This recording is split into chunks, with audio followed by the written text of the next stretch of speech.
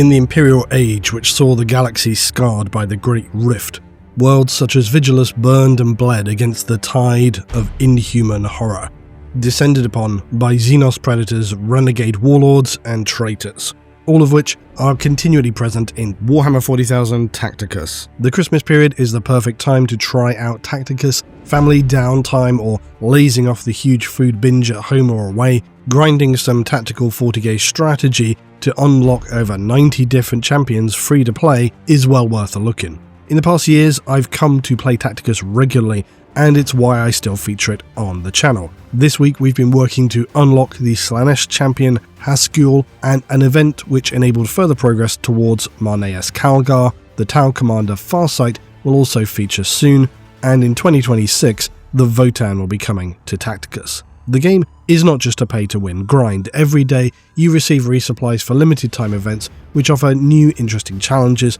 plus any progression is persistent. There are PvP and PvE options and easy to join guilds that will expand your gameplay and progression options. I've been in my guild for over a year, and it's a very chill but supportive bunch of people.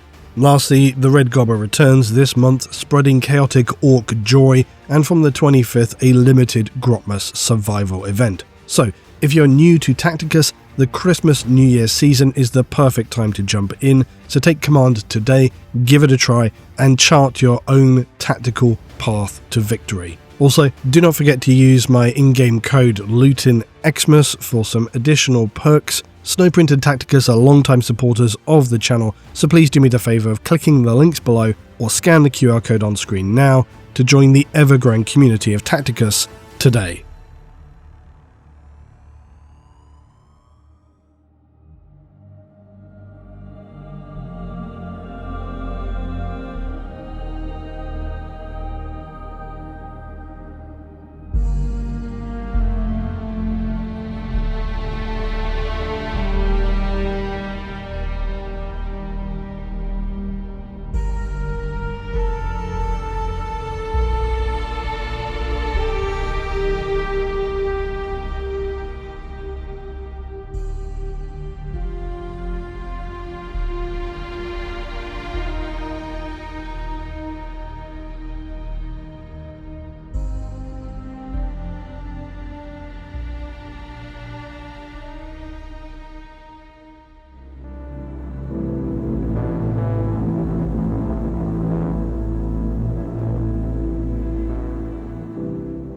I begin by stating the obvious, that having researched the state of Vigilus for so long, I myself am now beset by the plagues of Dontoria. Will I survive to seek repentance and purification in the eyes of the Inquisition? We'll find out. For all of its hellish capabilities, one thing the forces of darkness have to perpetually contend with in their great war against mortal human civilization is the bitter, gritted teeth and bloody-minded perseverance of humanity. Not least when you have a combination of zealous followers of their god emperor and superhuman monstrosities who believe themselves to be his weapons of wrath made flesh. A mirror of humanity, the chaos of the warp may be, but any mirror image has a point to it where that from which it reflects is not distant and distorted, but of reflective symmetry. For as is all too often demonstrated, when so much is at stake, the forces and willpower of those who serve the Imperium can be just as nightmarish as those of the Warp. At the end of the major conflict which took place upon Vigilus, at the dark side of the NACHMUND gauntlet, Abaddon's forced withdrawal of the vengeful spirit brought significant morale and restorative energy to those who defended the broken remains of its surface. But this alone did not bring what we might define as victory to Vigilus. Certainly, in comparative parallel to the conclusion of the Siege of Terror, Abaddon's sudden retreat, yes, Abaddon, rippled through the Chaos forces on the ground, loosening their coordination and draining any acute sense of purpose that remained. For while they were now on the back foot, overall their objectives had been met, and once that truth was realized, most of what followed was an admittedly messy but nonetheless tactical retreat rather than a panicked fleeing. The Imperium was in no position whatsoever to capitalize. but there was little appetite for such displays of symbolic vengeance. They had simply endured, and that was enough. What remained of Vigilus was fractured and half dead. Of its vast hive sprawls, many were all but abandoned, largely written off as unrecoverable in the immediate future. Others continued to smoulder, with pockets of fighting that had little if anything to do with meaningful securement or regional conquest, and more about high-value salvage, area withdrawal, or raw survival. Generally speaking, as the major conflict upon Vigilus subsided, Imperial control was now so thin that some areas had little more than a token presence. Drukhari raided openly, Eldar forces departed once their aims had been met, and the Orc presence dissolved into the wastelands, remaining a dangerous and persistent presence as they continued to loot for the good stuff. But thankfully, the energy of their actions was no longer focused nor decisive.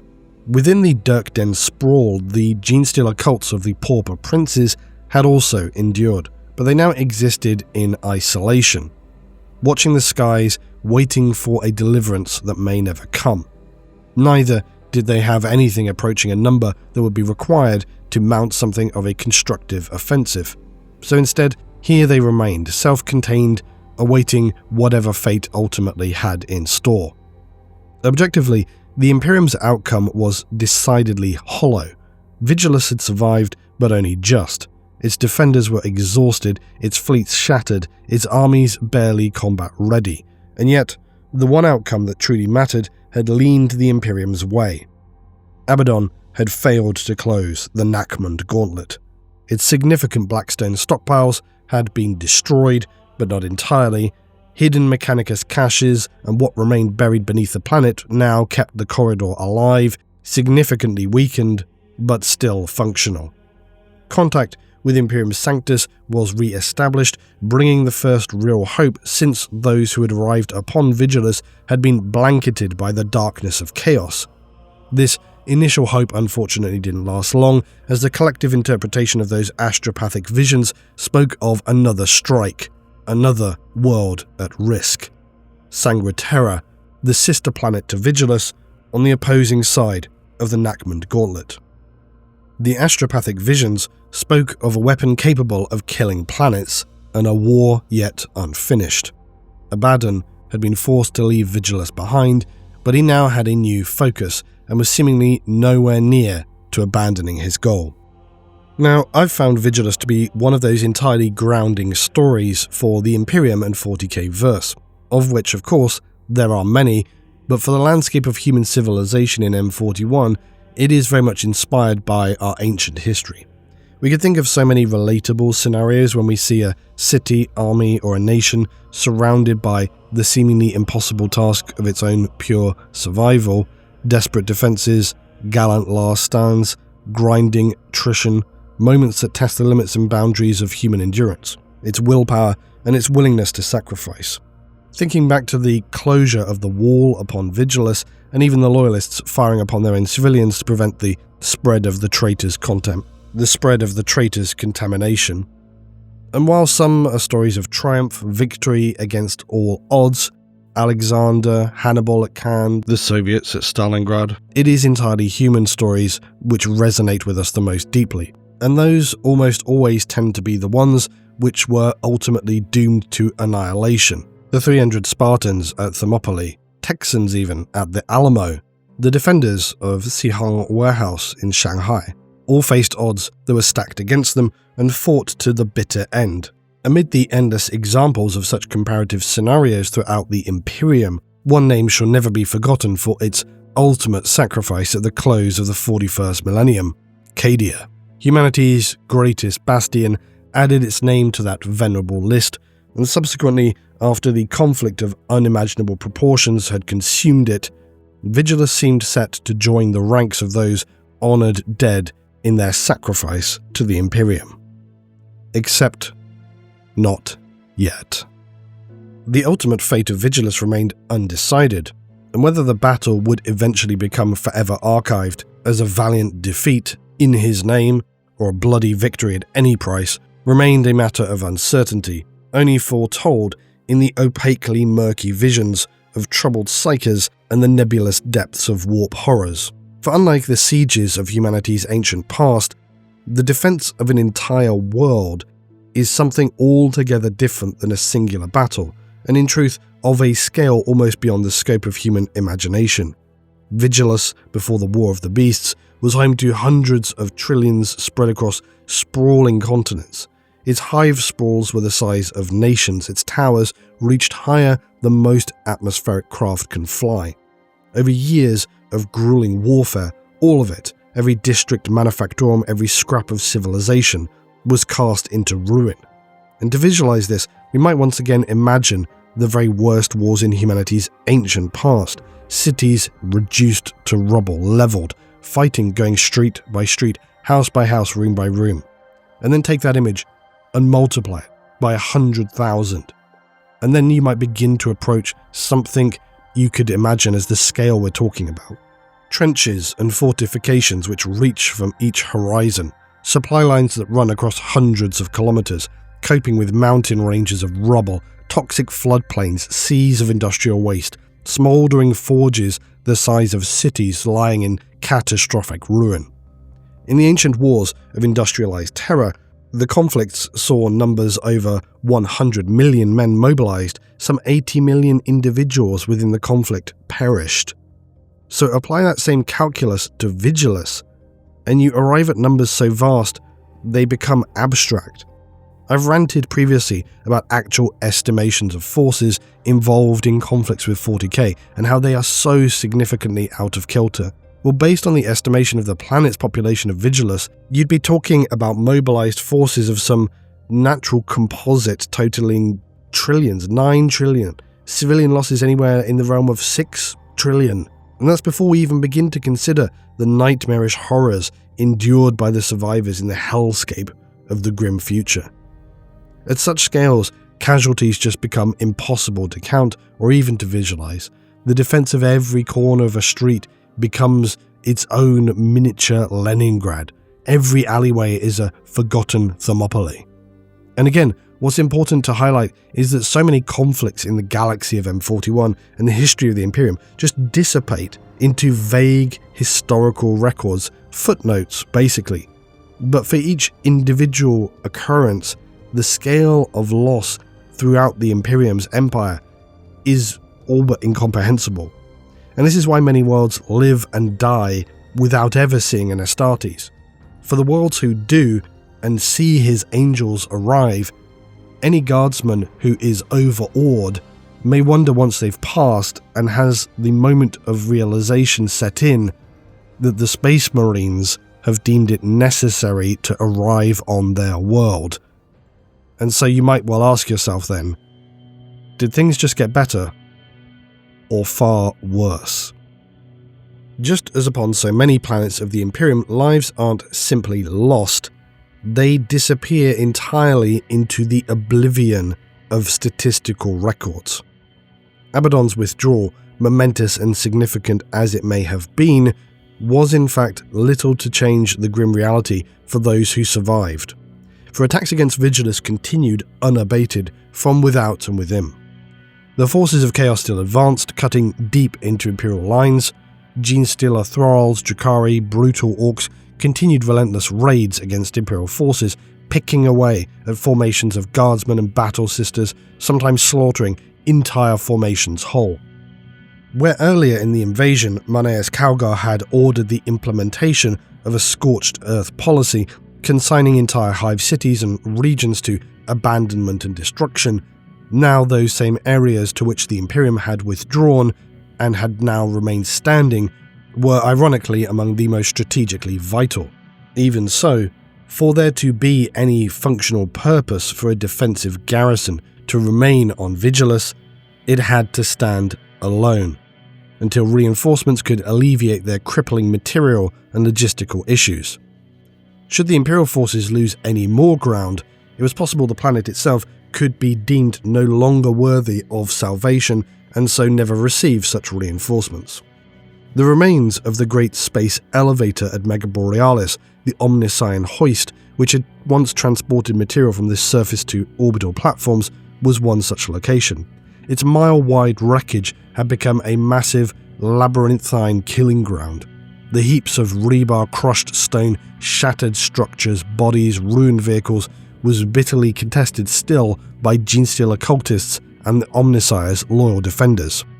Hyperia, once the seat of Vigilus' planetary government, was another bitterly contested location, and the hive sprawl had suffered immensely. Death Guard infiltration spread through cracks in the Imperium's defences, while Thousand Suns warbands pushed north, torching everything in their way with their dark, ruinous powers. The two traitor forces even fought against one another, but the Imperial defenders suffered far worse. Among Vigilus' industrial hubs, only the southern polar zone of Calyx Bane had managed to repel its attackers and resume anything resembling normal operation. Even so, its victories had been narrow and its output remained far below what Vigilus' remaining population required. With the Omnissian hoist fallen and Otek hive sprawl's reservoirs tainted, Calyx polar ice was the singular last source of drinkable water for the planet. Imperial forces had driven off the Jakari raiders there, but the damage was still extensive. Ice mining had restarted, but under brutal, punishing conditions. Indentured labour was used, pulled from hive sprawl refugees, production stayed low, and it seemed only a matter of time before the strategically vital position would come under threat again.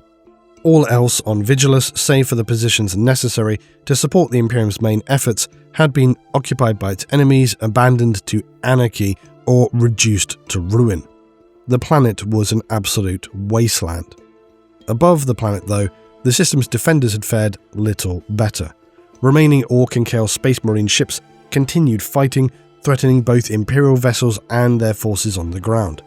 Vigilus' moon, Neo Vellum, and its astropathic lunar choir remained intact, but still barely hanging on. Another focused assault by any enemy could see both worlds permanently severed from the greater Imperium, breaking whatever remained of the system's threadbare lifeline. To make matters worse, although Calgar's Pyrrhic victory had broken the momentum of Abaddon's assault, its effects were far from one-sided. Tales of the battle spread gradually across Vigilus. Scraps of ultramarine communiques warped by the rift and echoed among psychic pollution leaked into the minds of Imperial astropaths and battle psychers.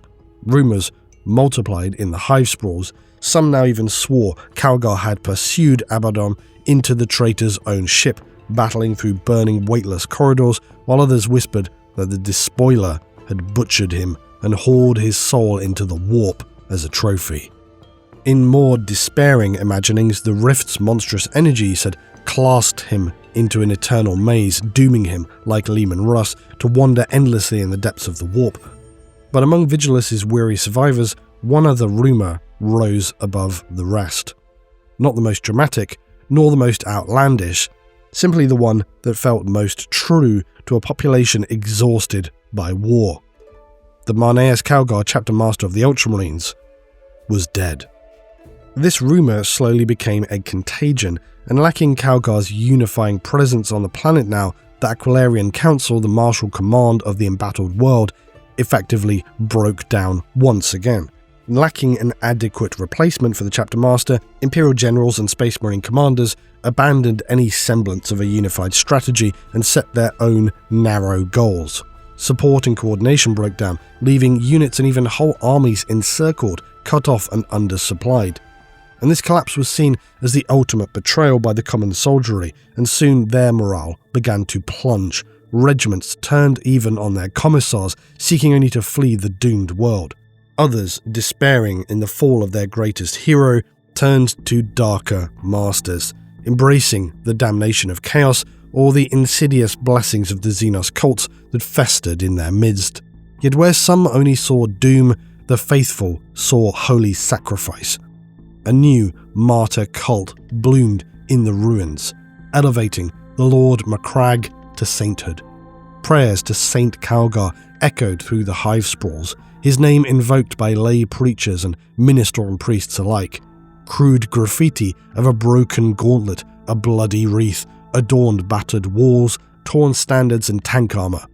In the chapter master's supposed death, thousands found a new fanatical strength, their belief in their fallen protector forging a last desperate hope that not all was lost.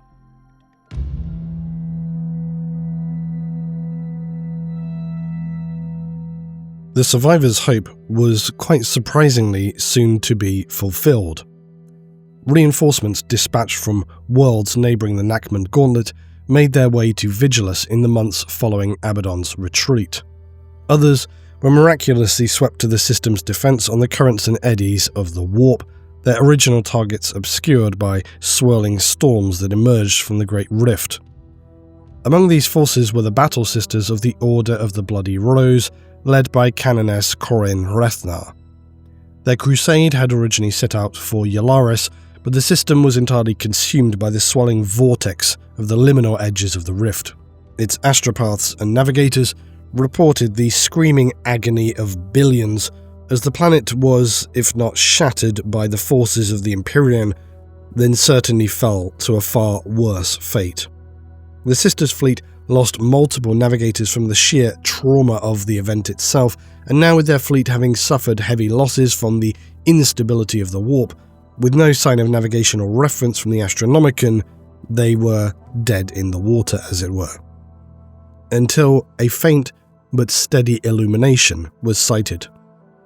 Rethnar ordered all to make for this beacon, and so they passed through a stable channel to where the crusade of the Sisters could now quench their thirst for zealous purification upon Vigilus. There were others who followed the curious beacon in the warp to where they too found themselves upon Vigilus. The survivors from Organalafor, a nearby system consumed by the rift, likewise arrived entirely unintended. Other units, thanks to the warp's perils and oddities, had in fact embarked for the journey toward Vigilus years prior, responding to the very first calls for aid against the Orc War, but were only still arriving now. The only certainty for anyone travelling to Vigilus would be that none experienced an easy passage. The walls of the Great Rift were closing in, buffeting the region with violent storms and disruptive eddies. Beyond this, ships of the Black Legion continued to prowl the area like nocturnal predators, descending upon their prey out of the darkness.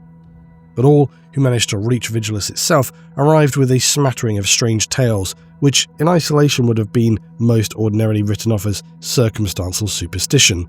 But collectively, they suggested something more. Some spoke of a faint glow amid the worst of the warp storms, matching no known astronomical beacon in the region. Others claimed to have heard a saintly voice in their dreams, or to have been called to the light's presence in lobolithic displays. Some saw signs in the stars, but regardless of how, all of them followed and found themselves at Vigilus. But just as an aside, can you imagine embarking on a great crusade to save a world, and when you arrive, the battle is long finished and the planet is lying in absolute devastations, and you're left to just fight over what's left? It would be extremely demoralizing right from the outset. The true nature of this so-called beacon remains shrouded in mystery, and that alone should give us reason to stop and consider. Was it a simple coincidence, some lingering echo in the warp, perhaps tied to Calgar's sacrifice, or the planet's relentless refusal to fall? Or was it something far more deliberate? And if so, then the real question would become, who, besides the Imperium, stood to gain from keeping the NACHMUND gauntlet open and the rift at bay? The Necrons may have been an obvious starting point given their existing presence upon Vigilus, and in general attempting to push back the tides of the warp rift. Their dynasties loathe the warp's touch and possess the most powerful technology to contain or nullify it through Blackstone and their harnessing of this within other constructs of their ancient technologies. We know that they can repel warp entities, shut down sorcerous manifestations, and even cut areas off from the Immaterium itself. But a beacon which signals into the warp rather than repel or nullify it? That runs contrary to everything we understand about Necron motivations and their technology. So while it is possible, it feels more unlikely. But if we were to consider the Eldari, their presence on Vigilus was very fleeting. They disappeared almost the moment that Abaddon withdrew. So, with no further reason for their presence there, the emergence of this beacon, although roughly coinciding, and plausible that it could have been the work of Farseer manipulation to guide nearby Imperial forces towards Eldar goals without the need for a longer presence that risked their own lives, It is fitting that that is something the Eldar might do, but it's certainly little more than speculation. With any warp anomaly, I think you have to consider the Chaos Gods and their motivations, but being far from united, with the likes of Tzeentch especially thriving on manipulation and schemes within schemes, we could imagine multiple different scenarios for the likes of Nurgle, Khorne, Tzeentch getting involved here. You could imagine that beacon not being so much a guide for safe harbour, but as bait to draw fleets and armies into the jaws of the unstable boundaries of the rift. Were the gauntlet to shut completely, Imperial losses would be catastrophic if many fleets were headed toward one location. So was it a devious attempt to draw moths to the flame? Possible, but it seems a bit of a stretch. And then of course, a slightly more twisted, dark possibility. The Genestealer cult on Vigilus was mostly now contained and banished, yet remained especially virulent. Any cult of the most horrifying Xenos race usually time their uprisings to coincide with a planet's weakening from other factors, but they may also come out into the open in preparation for a Hive fleet's approach. Tyranid methods of long-distance warp communication remain largely unknown, but a psychic beacon visible by navigators could be equally seen by Tyranids. So what if this beacon were not a distress call or warning, but a lure from the cult's apex form, signaling the hive mind to approach now and find a world absolutely ripe for consumption? But of course, considering all this is interesting and an exercise in the lore, but very often the best answer is still the simplest. I think in all likelihood, that beacon was nothing more, nothing less than the Emperor's will made manifest. A light, defiant, but surely a dull resemblance to the Astronomicon cast over Vigilus in its most critical hour of need.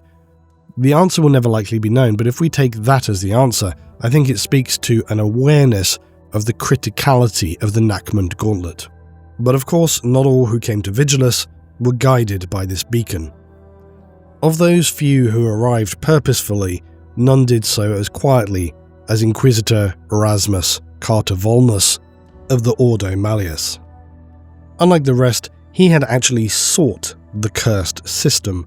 Guided by the agonized visions of his bound witches, he had come pursuing the foul Noctilith crowns that the forces of chaos had erected across Vigilus. Believing himself able, he had come to understand their function, source, and disruptive effects upon the NACHMUND gauntlet, and by invoking his inquisitorial warrant, the Demon Hunter planned to destroy the crowns and sever their link to the Empyrean, no matter the cost. Carter Volnus was an inquisitor shaped by exposure and proximity to the warp and the exploration of its forbidden knowledge. For over 3 centuries, he has studied the rituals, artifacts, and doctrines of humanity's enemies, but not to embrace them, for he has not slid into the pit of the radical just yet. Instead, he sought to understand just how they fracture reality, and as remains the most pressing question of the age, how those fractures might well be sealed. Carter Volnus even condemns such radical practices seen among others of his ordo, such as the use of demon hosts. Yet for any who exist in the Inquisition, there is most often a shades of heresy approach to all things, and not unlike so many inquisitors, he walks a dangerous line himself, maintaining secret libraries of occult lore and applying unclean knowledge toward what he believes are righteous and holy ends. But he is no scholar. Carter Volnus is an armoured, capable inquisitor. He destroyed a Nurgle sorcerer by physically sealing a warp fissure around the creature's body, losing his own arm in the process. After the Great Rift's opening, aware to the immense danger that had presented itself into the galaxy, he shifted focus from singular demonic threats to systemic ones, assembling discarded reports, prophecies, and battlefield accounts that others still chose to ignore. And that trail led him to Nemengast in the Vigilus system, where he uncovered the early signs of the Noctilith crown's construction. Unable though to act alone, he summoned Imperial allies and withdrew to prepare for what was coming. Vigilus would not be his last theatre, and Carter Volnus, as an Inquisitor, would most certainly not be remembered for having a deliberate sense of caution. His main instrument in this shadow war would be the so-called Black Iconoclasts. This was an elite force plucked from the Imperium's hidden margins, penal colonies unregistered cyber outposts and execution forts.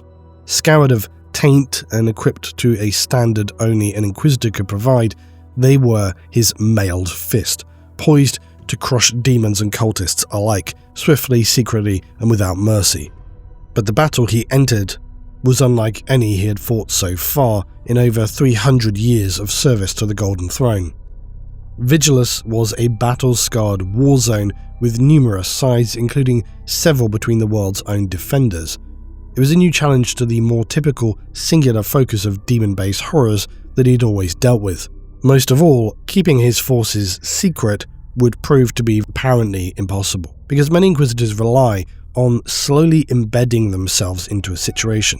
They don't necessarily declare their presence from the outset. They prefer to install themselves into a hive world before executing a clinically synced execution to the matter at hand. And while some may wield an army, other Inquisitors have far more humble forces at their disposal and must rely on careful situational planning, so that when they finally strike, destroying the infrastructure, executing key members of a leadership to behead a corrupt bureaucratic serpent, there'll be none left with the power, authority, or will to engage in a counter-action, leaving said Inquisitor to then hand off the resolution of the matter to local authorities, incoming administrators, or whatever is required, such as leaving an agent behind even with the authority to command until they're relieved. In other situations, such as the one facing Carter Volnus, the matter was already such a catastrophic mess, there was really little, if any, benefit in treading easily here. And in some ways that could be beneficial.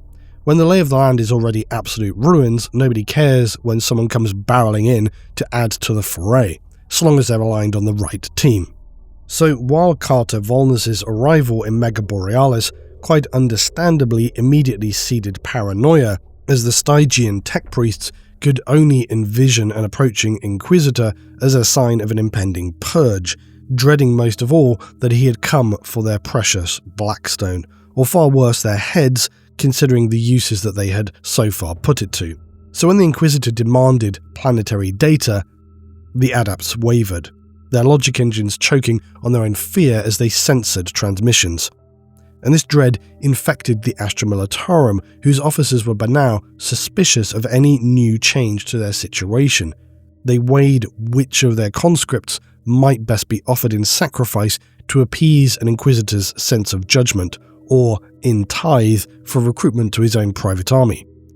Fortunately for all of them, they were all entirely beneath his concern. And just a small aside yet again, when we're talking about Inquisitors, there is always this, I think, established sense that they seek out every single scrap of shortcoming, administrative missteps, or even the slightest edge of heresy, and off with their heads cry at every opportunity. Now certainly there are Inquisitors who fit that mould, but just as many would be the polar opposite. They're laser focused on a specific critical matter, which leave all other considerations entirely irrelevant.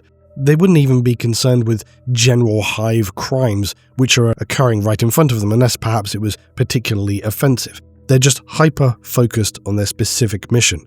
So in some instances, a planetary governor hastily burning all their ledgers may in fact not need to have worried at all. Carter Volnus began his search, but it would take his attuned empiric senses extended through the perceptions of his psychically active retinue to locate their first target. At the southern end of the Mega Borealis hive sprawl lay a Noctilith crown serving as nexus for the others. Despite all that had taken place in the devastation of Vigilus to this point, the crown was still surrounded by word-bearer cultists. These former serfs of the tech priests were ferociously defending their position against the oncoming remnants of Vigilus. An exhausted and increasingly corrupt Astra Militarum assault was in play already, so quickly the Inquisitor moved to assume command and expunge the traitors. Carter Volnus deployed his Black Iconoclasts along the guards' flanks with their reinforced chimeras easily punching through war-weakened walls. His snipers occupied shattered energy towers above, cutting down traitors without pause. And when the Inquisitor finally confronted the Astra Militarum officer leading the assault, he revealed his inquisitorial rosette and issued a single cold directive. Commit every guardsman. Push against the enemy's flank. The order was followed without question, and by all that was apparent, one might imagine that this was the first clear directive the officer had received in weeks or longer. The guard advanced and died. Within moments, they were torn apart by improvised weapons and a zealous fury more than anything else. Yet their sacrifice was anything but futile. It served its purpose exactly. The cultists who had been so far slowly withering the approaching guard were now forced to react to the strength of the assault, and in so doing exposed their hidden concentrations of firepower. Carter Volnus could see the entire situation and was well prepared for. His reserves surged in, chimeras smashed through makeshift barricades and disgorged volleys of lasfire and mass-reactive rounds. Panic set in amongst the traitors as now they could see this new force rolling in and realized the trap. Many fell already, attempting to flee, and the impending force now bearing down on them seemed irresistible and terminal. Carter Volnus walked through the carnage while his black iconoclasts hunted down the heretics to the last. In the plaza, now wrested from the cultists, the Noctilith crown loomed large. Here, he opened a casket and began the rite of unbinding. The dangerous ritual would undo the twisted connection to the warp and broadly subdue chaotic power in the region. As the final syllables of the rite escaped his lips, Carter Volnus felt his mind brush against an unseen empiric lattice. For the briefest instant, a vision consumed his sight, a web of blighted energies encircling the world, strands of warp stuff winding from one malignant node to the next. New tendrils were forming even as he watched, tightening the planet in a choking mesh of corruption. The image vanished the moment the Noctilith crown's power shattered beneath his ritual, but the Inquisitor had seen what he needed to. The burning nodes he had witnessed were other crowns scattered across Vigilus. Their ley lines appeared chaotic, almost random, yet all of them fed toward a central nexus, a single hub of sorcerous intent. And evidently, there were far more Noctilith crowns embedded upon Vigilus than he had ever imagined. And more troubling still was the fact that despite everything, somehow, more was still being raised. As soon as the widening web of the other Noctilith crowns became clear, Carter Volnus immediately evaluated the situation and began to move. His experience proved decisive, accompanied with the cold efficiency expected of the Ordo Malleus. For time was never something in your favour when facing those who existed outside of such parameters. He broke his forces apart, scattering his black iconoclasts and trusted acolytes into covert strike groups. Each cell would be sent to prosecute a target without need for hesitation or question, further invoking the authority of his rosette to then pull in additional strength, Astra Militarum regiments, Sororitas missions, even a scarred half-strength detachment of Imperial Fists. None were given the truth though, as Carter Volnus understood full well that any survivor who glimpsed too much could become a liability, and liabilities had to be purged.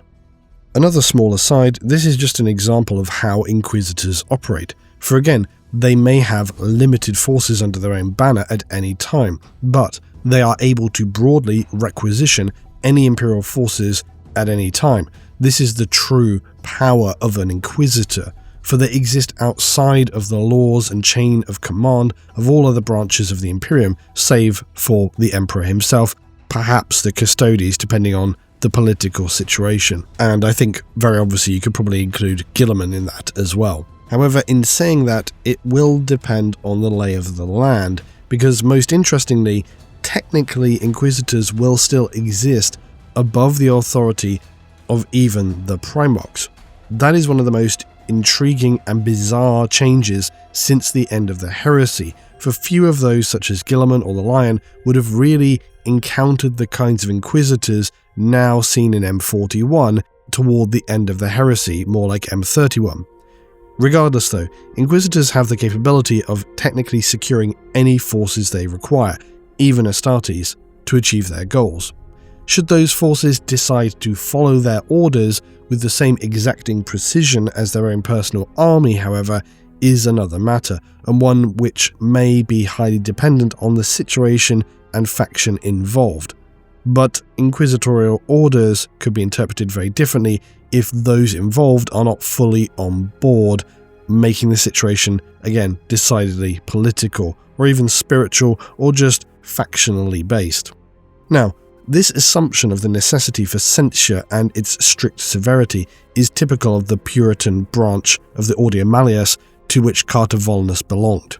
Officially, these are the Emperor's sanctioned demon hunters, tasked with unearthing and eradicating the chaos cults that fester within Imperial society long before they can cause lasting damage, as they did on Vigilus. Yet as many of you have pointed out, and not without fair cause, sometimes the actions of those in the Imperium do border on the absurd. When most citizens of a planet have seen warp horrors roaming in the skies ablaze, is there really an argument for continuing to issue orders on a need-to-know basis? Well, what's important to understand, I think, is that this argument itself is in fact irrelevant, because secrecy and things being on a need-to-know basis is not just an optional tool for those working within the Order Malleus. It is doctrine. They will bury any trace of forbidden knowledge, silence any witness, and if necessary, wipe entire regiments or cities clean of memory or life itself. They will do anything to prevent the broader contamination of the warp's horrors spreading. So from that perspective, it makes sense. This is their SOP, and they do not waver from it. However, as is typical with life in the dark and far future, the official story is only ever a small part of the whole truth, if indeed there is any truth at all. Imperial records are unclear exactly when and to what degree knowledge of chaos could truly be classified as becoming widespread. You would imagine quite soon after the heresy, wouldn't you? At one time, though, it's well documented how the Grey Knights would kill just entire populations to prevent the spread of knowledge of chaos, even Space Marines themselves being mind-wiped, leaving only the chapter masters with this kind of forbidden knowledge. Because technically, knowledge of chaos itself is a significant step on the road to corruption. This detail of the law is something that, of course, people take issue with, because it seems very impractical and generally unenforceable to a degree. With all the chaotic invasions then of the 41st millennium and the opening of the Great Rift, you might think, well, surely knowledge of chaos is already impossible now to contain. Potentially, but also not necessarily.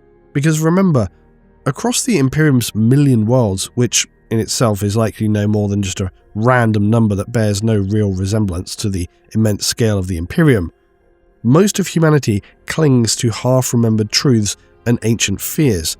Education is minimal, and as I always want to remind, there are planets where they do not even believe Xenos exist. That's illustrated in the excellent Warhammer crime series on Alecto. But again, on most hive worlds, industrial worlds, the citizenry do not really travel outside of their planet or even their hive cities, so their knowledge about what else is occurring is extraordinarily limited. And yes, there are more evolved worlds, but the bulk of the Imperium as we understand it is, in the 41st millennium, many ways quite medieval. It's a civilization that's just draped in rituals, superstition, and its dogma. Thus the old concepts persist of demons, witches, and possession. That's what kept humanity alive through the age of strife, the persecution. And these ideas are woven into the everyday folklore of hive workers, serfs, agrif workers, voidsmen, and shrine world pilgrims.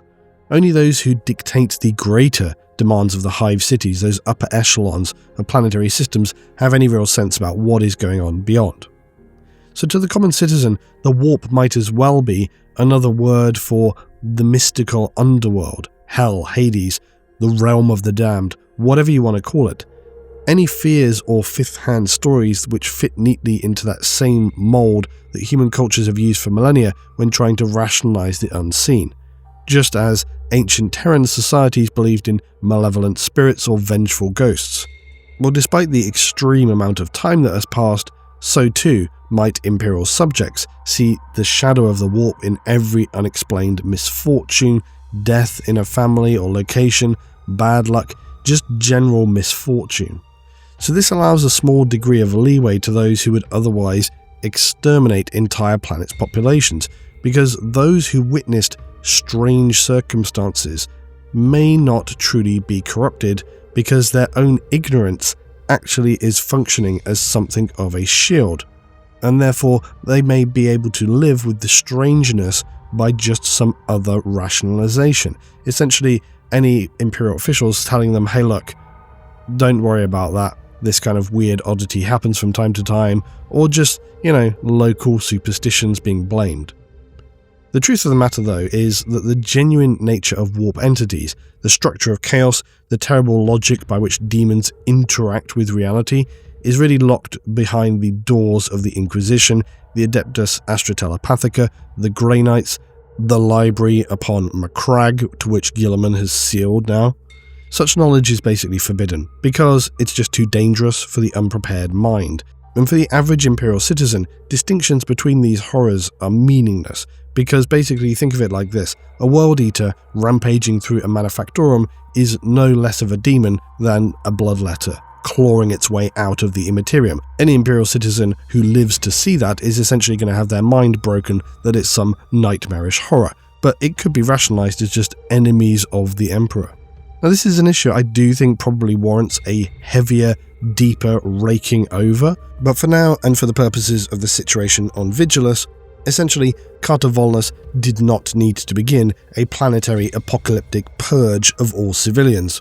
All he had to do is limit their exposure, focus on his more critical tasks, and keep it that way. Moreover, the rumours of Calgar's death that had continued to persist and spread very fast came not with an expected level of despair, but instead a renewed sense of faith, but a harsher kind. It was desperate rather than calm. It was clung to through fear instead of embraced with a clearer sense of certainty.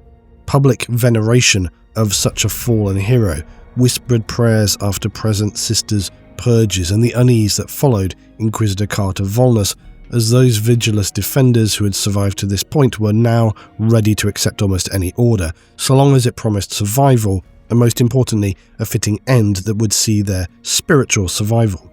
So the fates of all became ever more intertwined, and in truth, most had already accepted their own deaths long ago, but given the opportunity to die under command than in some pointless scratching battle amid the filth and destruction against the nightmare creatures was far preferable.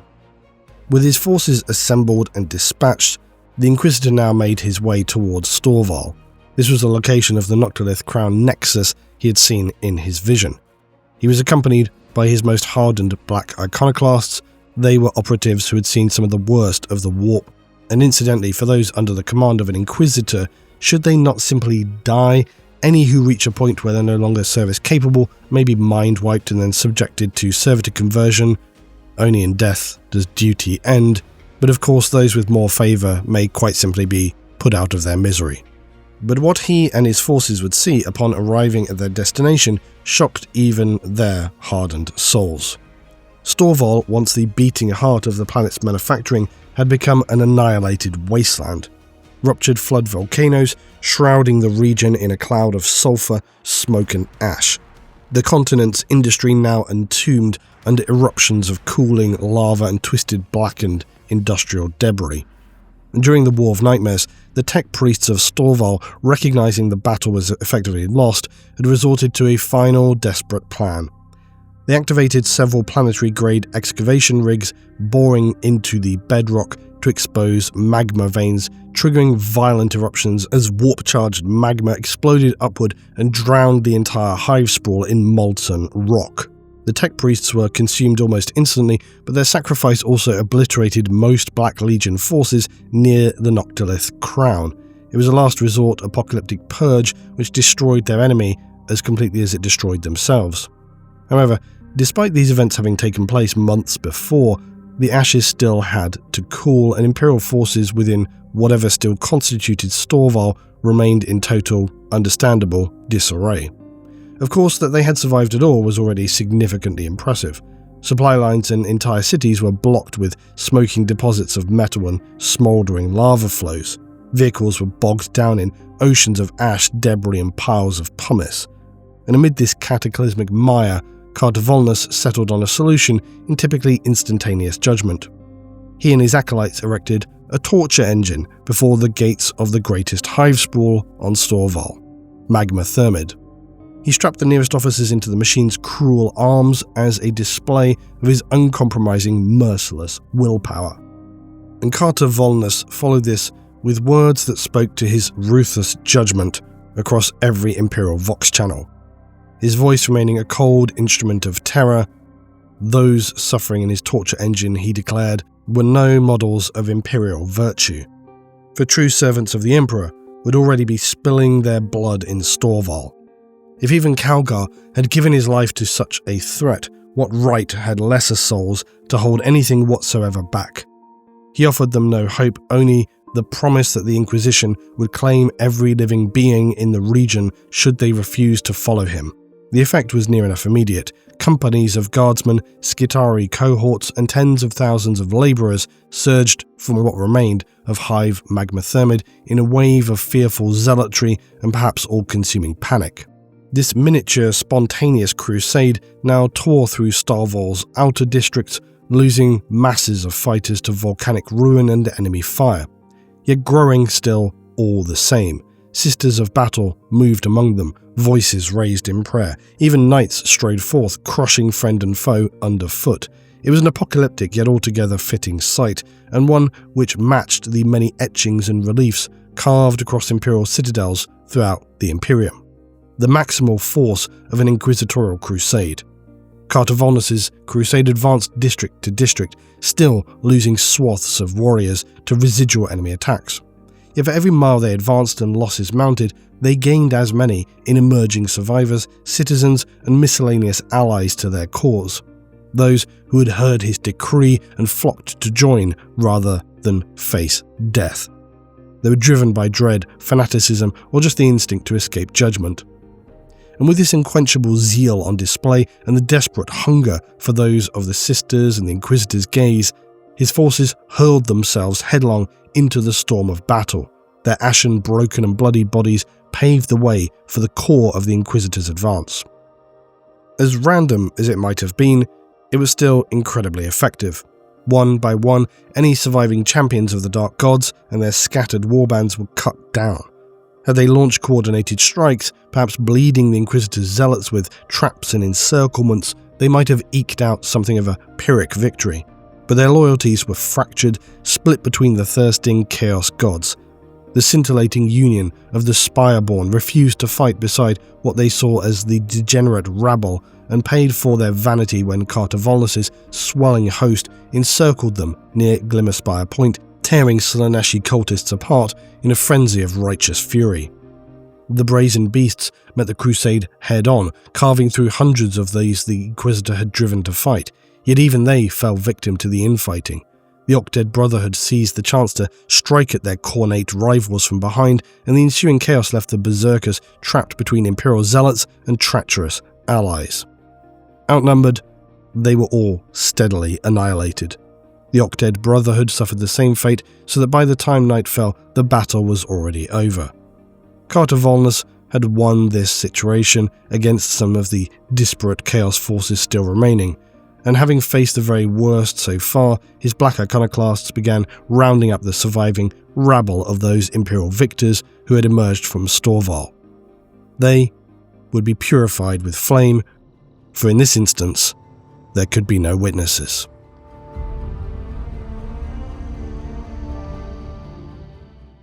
The destruction of Vigilus' Noctileth crowns that had been placed here to empower those of the Warp stood as Carter Volnus' self-appointed mission.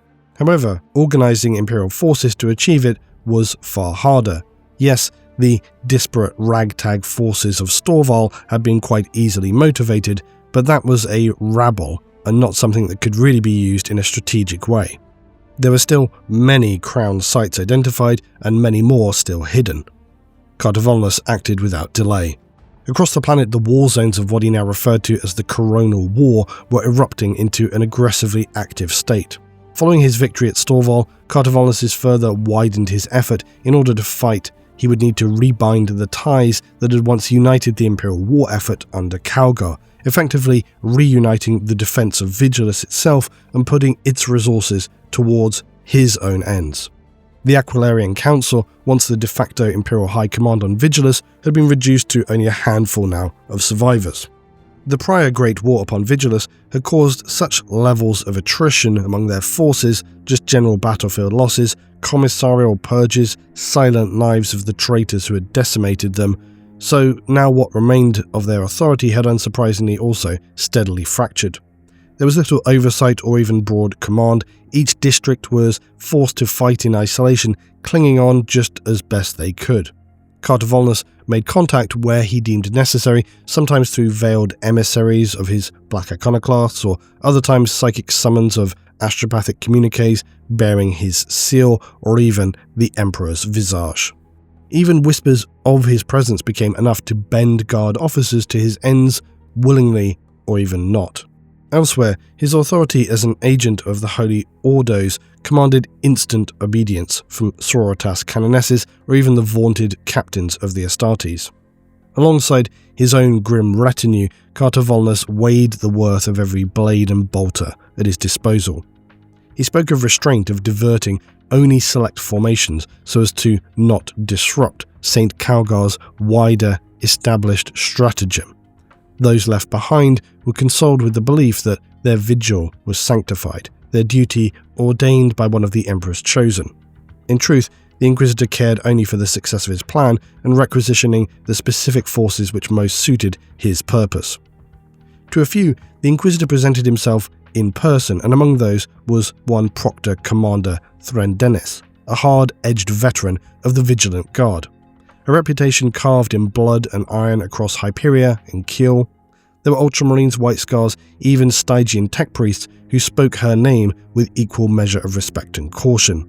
Threndenis became the Inquisitor's instrument, rebuilding shattered ranks, forging veterans into zealots, binding them to her tactical brilliance and unwavering faith. Indeed, Carter Volnus sought more than soldiers, he sought faith as a weapon. He wanted to leverage Calgar's legacy, and came before Canoness Preceptor Resnar of the Bloody Rose, and with her Canoness Blaze of our martyred lady. Blaze had stood upon Vigilus since the first Xenos incursions, her command unbroken, even as the planet's military hierarchy had crumbled. So together, these two paragons held sway over thousands of sororitas, armed with some of the finest relics the ecclesiarchy could muster, and burned with a zeal that could ignite worlds. Carter Volnus warned of heretics clawing toward forbidden truths, of profane sorcery festering in the shadows. Such threats were affronts to the Emperor himself, and burdens only his chosen could bear. This alone was very obviously enough for the Sisters. A portion of their forces surrendered themselves to his command immediately, ready to march where their faith and steel would be tested against the power of the Noctilith crowns. But of course, with limited supplies, you have to make the best of what you have. Not all of Carter Volnus's armies bore the spit and polish of the sororitas or even Threndenis' Vigilant Guard. Many were still ragged remnants, skirmish detachments lashed to armoured companies, shattered Astra Militarum regiments fused into patchwork brigades. Columns of flak-armoured guardsmen marched beside cybernetic Skitari and squads of Battle Sisters. At the front, Astartes struck like lightning, leaving enemy lines broken for the hammering descent of gunships and Valkyries bearing Tempestus scions. Carter Volnus drove this host with ruthless precision, dispatching them to sites he believed concealed Noctilith crowns whose corruption still threatened to unmake Vigilus. As always for the Imperium, the victories Carter Volnus sought to achieve came at a massive cost of human life and military material. His army's grit and determination was extraordinarily admirable, but inevitably faced off against those with millennia's worth of battle experience in Chaos Space Marines. Those who existed here protecting Noctilith crowns were the most devastating enemies he had to destroy. Their sheer, uncompromising scale of power and veterancy, they were also backed by demons and virulent warp energies, meant that thousands of Imperial casualties for every step of ground gained were the price he had to pay. In many cases, such sacrifices were plainly wasted entirely as well, for even Inquisitors are not infallible.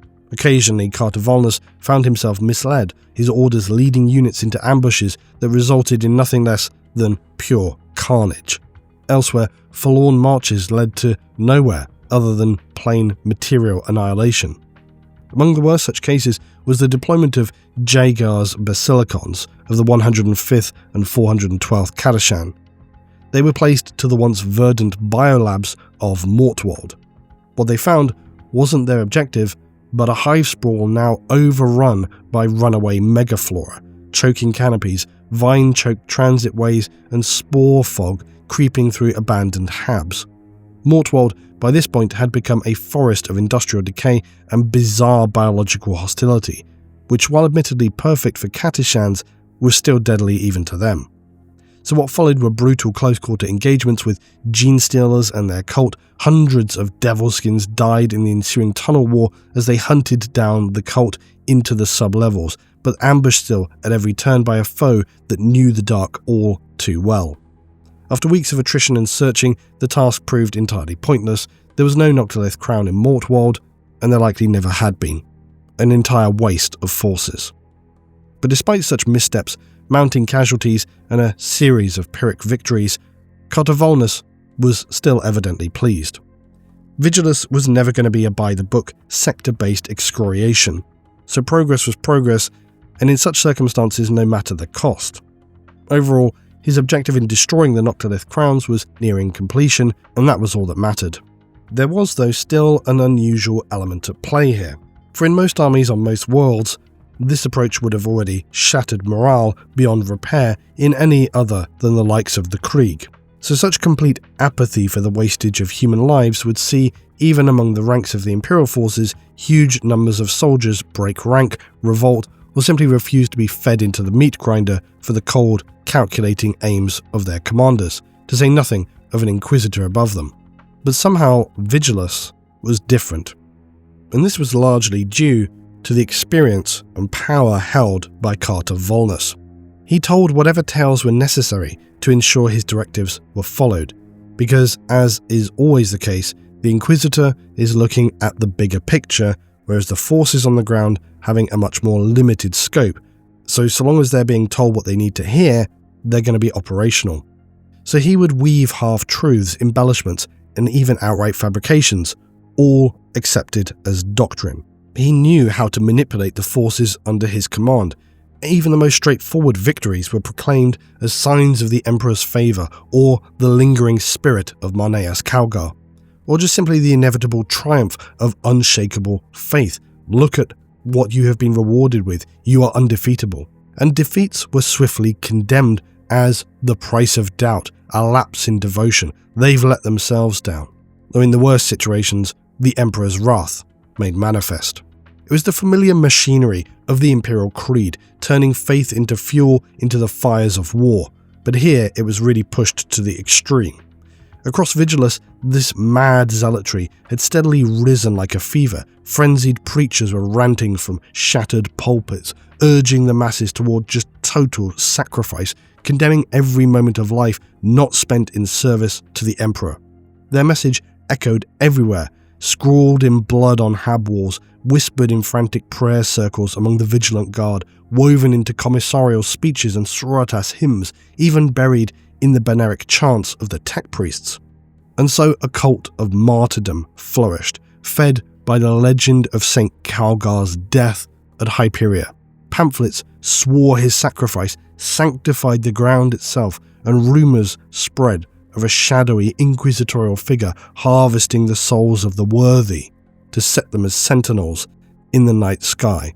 It was poetic, inspirational, and most importantly, it motivated the masses. Thus, Carter Volnus' Coronal War continued renewed and unabated. The losses continued to mount, but the fervour spread. And as noted earlier, somewhat conveniently, Vigilus was already drowning beneath an unending tide of the displaced, refugees, warp-tossed survivors, and broken regiments cast from the Great Rift, all continued to pour into Vigilus and became fuel for the planet's vast, sacrificial machine now. quartermasters swept them straight into service, pressing bloody weapons into begging hands. Some would be recorded in the ledgers of Salvator Reciprocatus, the formal tally of a world repaying its debts in blood. Most vanished into the grinding war without name or number, consumed by Vigilus as it demanded its due tithe of mortal flesh and souls. Carter Volnus could see the end.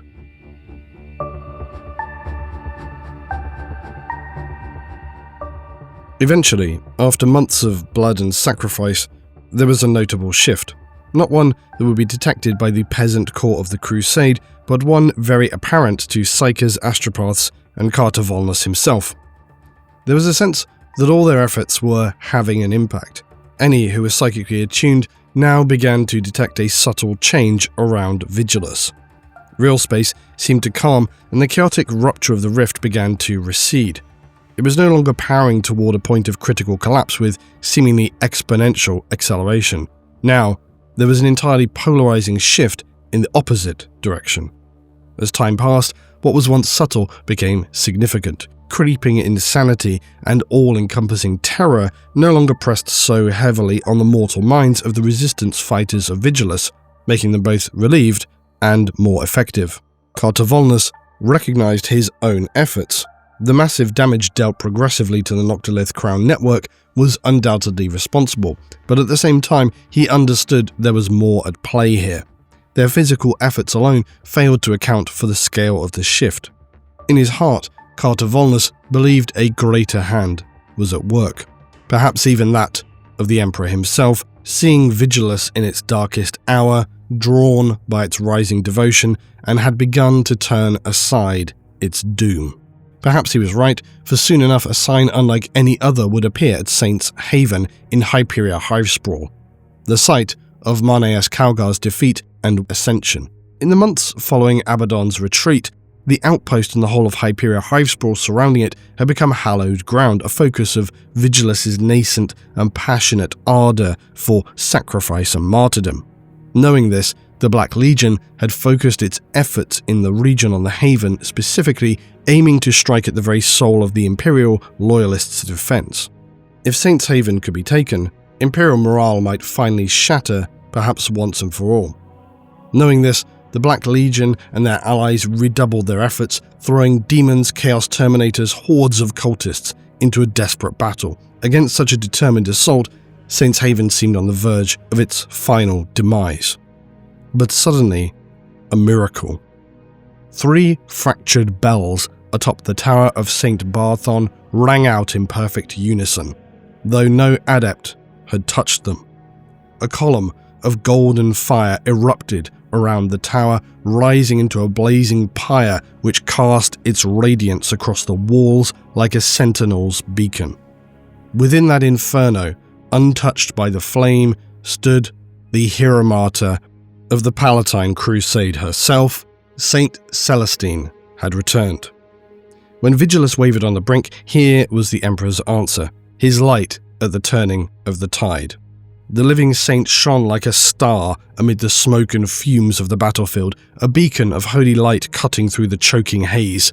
At this, understandably, the rising martyr cult's religious frenzy reached a fever pitch. Crowds of undisciplined soldiers and half-trained militia surged from the safety of their lines, desperate to prove their devotion, believing their immortality by dying beneath Celestine's gaze. The Black Legion trod many of these into the dirt, barely worth any ammunition to kill them. But that was merely the first wave. Celestine's radiance rallied more disciplined units, and the once massing heretical cultists recoiled in terror, their own resolve now shattered. Imperial counterattacks carved through these ranks like butter, and individual acts of impossible bravery unfolded wherever Celestine's light touched the battlefield. Piece by bloody piece, the Haven was retaken and the battle won. At last, the remaining Black Legion withdrew from Hyperia, absolutely devastated by the deluge of Imperial ranks. But they left behind a field heaped with the fallen defenders of Saints Haven, martyrs now whose sacrifice had brought the living renewed hope. With this victory behind her, Celestine moved on to Dontoria in the planet's northern hemisphere, and with her went Vigilus' remaining battle sisters of the Orders of the Bloody Rose and our martyred Lady. Celestine instructed the assembled sororitas that Dontoria was already lost. Its people were claimed by corruption and were irredeemable, its streets forever polluted by heresy. In answer, commanders silently repositioned regiments, forming siege lines and firing arcs that encircled the fortress. As Celestine moved among them, offering blessings, the guns opened up, and for hours the cannons thundered until the fortress gates finally cracked apart and the chaotic filth shambled free. The living saint led the charge into the breach, descending with fire and fury, and at the height of the battle Celestine looked skyward. The haze of the sky split. Canoness Rethnar's surviving ships unleashed a single devastating lance strike, and the fortress vanished in blinding light, its pox-walking hordes atomized by holy fire. When the deed was done, the sororitas pressed onward through shattered districts, advancing street by street, until finally hive-sprawled Dontoria was purged.